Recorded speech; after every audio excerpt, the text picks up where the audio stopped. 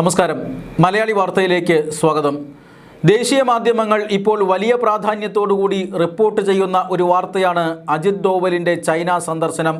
ഇന്നും നാളെയുമായി അദ്ദേഹം ചൈന സന്ദർശിക്കുകയാണ്. ചൈനയിൽ നിർണായകമായ ചർച്ചകൾ നടത്തുകയാണ് ഇന്ത്യയുടെ ദേശീയ സുരക്ഷാ ഉപദേഷ്ടാവ്.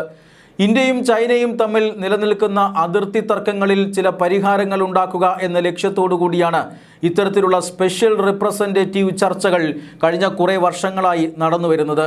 24 ചർച്ചകൾ ഇതുമായി ബന്ധപ്പെട്ട് ഇതിനോടകം തന്നെ പൂർത്തിയായിട്ടുണ്ട്.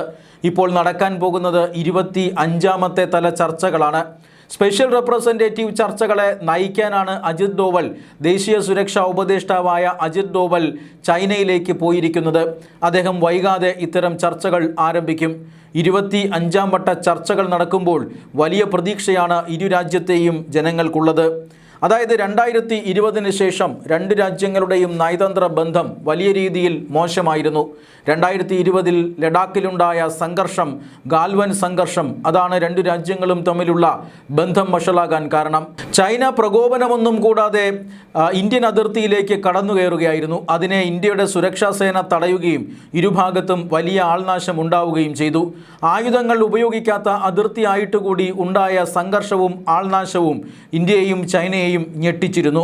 അതിനുശേഷമാണ് ഇന്ത്യ ചൈനയുമായിട്ടുള്ള എല്ലാ ബന്ധവും നിർത്തിവെച്ചത്. അതായത് വ്യാപാര ബന്ധം നിർത്തിവെച്ചു. ചില ചൈനീസ് കമ്പനികൾക്ക് ഇന്ത്യയിൽ നിക്ഷേപിക്കാനുള്ള അനുമതി നിഷേധിക്കുന്നു.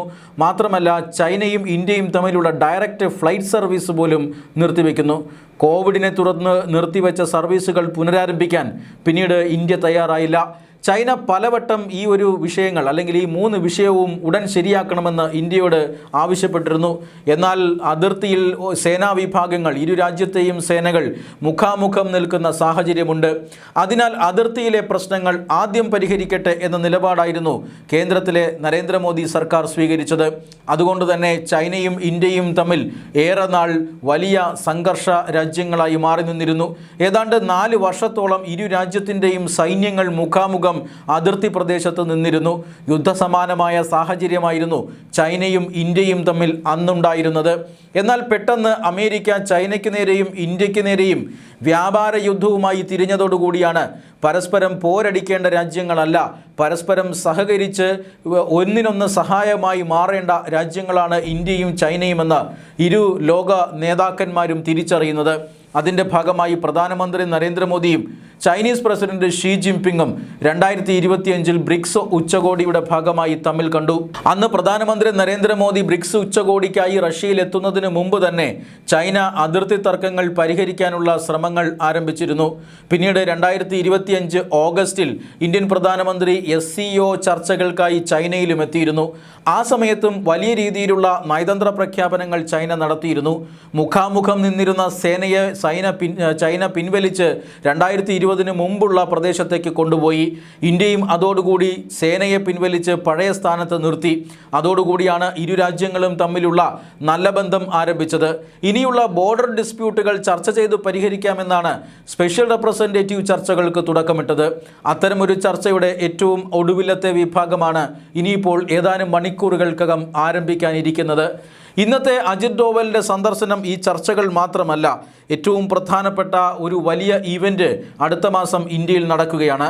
അതായത് ചൈനീസ് പ്രധാനമന്ത്രി ഷീ ജിൻപിങ് ഇന്ത്യ സന്ദർശനം നടത്തുന്നു. ചൈനീസ് പ്രധാനമന്ത്രി മാത്രമല്ല, മറ്റ് ഒട്ടനവധി ലോക നേതാക്കൾ അടുത്ത മാസം ഇന്ത്യയിലെത്തും. ബ്രിക്സ് ഉച്ചകോടി നടത്തുന്നതിനേക്കായി, അല്ലെങ്കിൽ ബ്രിക്സ് ഉച്ചകോടിക്ക് ആതിഥ്യമരുളുക ഇക്കൊല്ലം ഇന്ത്യയാണ്. ഈ ഉച്ചകോടിയിൽ പങ്കെടുക്കാനായെന്ന് ലോക നേതാക്കന്മാർ റഷ്യയുടെയും അതുപോലെ തന്നെ ബ്രസീലിൻ്റെയും ചൈനയുടെയും ഇന്ത്യയുടെയും മറ്റ് ഒട്ടനവധി രാജ്യങ്ങളുടെയും ബ്രിക്സ് രാജ്യങ്ങളുടെയും ഒക്കെ നേതാക്കന്മാർ ഇന്ത്യയിലെത്തുന്നത്. ഇതിൻ്റെ ഭാഗമായി ചൈനീസ് പ്രസിഡൻറ്റും ഇന്ത്യയിലെത്തുന്നുണ്ട്. ചൈനീസ് പ്രസിഡൻറ്റും പ്രധാനമന്ത്രി നരേന്ദ്രമോദിയും തമ്മിൽ ഉഭയകക്ഷി ചർച്ചകൾ പോലും നടക്കുന്നുണ്ട്.